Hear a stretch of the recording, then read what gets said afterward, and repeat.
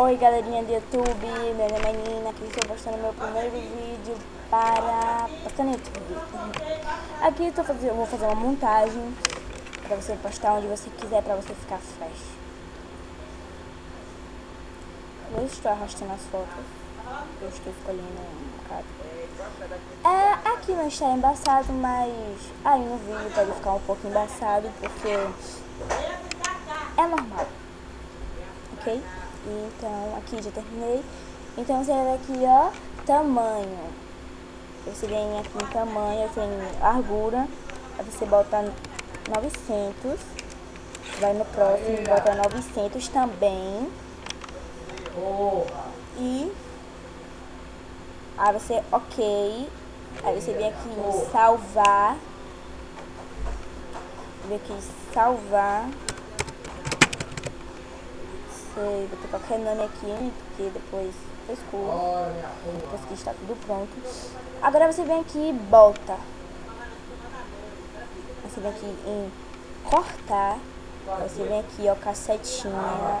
Essa setinha aqui pequenininha. Aí eu vou cortar aqui. Você dá Enter. E vai ficar assim.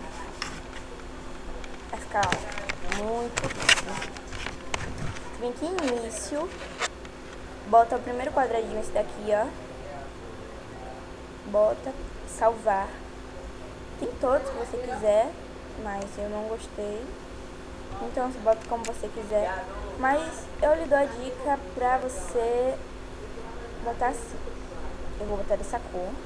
Você vem aqui em salvar. Salvar como? Você bota o nome. Ok. Aí você vem aqui no outro quadradinho, que é esse aqui. Salvar. Salvar como? Pra quem não sabe, é muito fácil. Muito. Depois que estiver tudo salvo, você vem aqui. Você escolhe a sua imagem que você preferir. Que eu vou escolher essa que eu achei muito linda. Você vem aqui em objeto, vem aqui, foto. Aí você escolhe, eu vou botar primeiro essa, que está mais clara. Você bota o tamanho que você quiser. Eu vou botar um tamanho bem, nem muito grande, nem muito pequeno. Você pode botar assim, que passe daqui. Depois a gente vai, no final a gente vai botar tudo no seu lugar.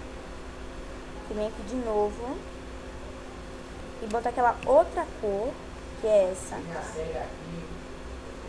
Aí você vem aqui, ó, em girar. Vocês giram. Vai ficar assim. Vou inverter aqui. Vou deixar menor, porque senão não vai dar pra aparecer com as fotos. Pronto, vou deixar assim. Você vem aqui, ó, foto mais objeto. Combinar sua foto com objeto. Ok. Vai ficar assim, ó. Você vem aqui, ó, e você escolhe uma textura no Google. Você vem aqui de novo.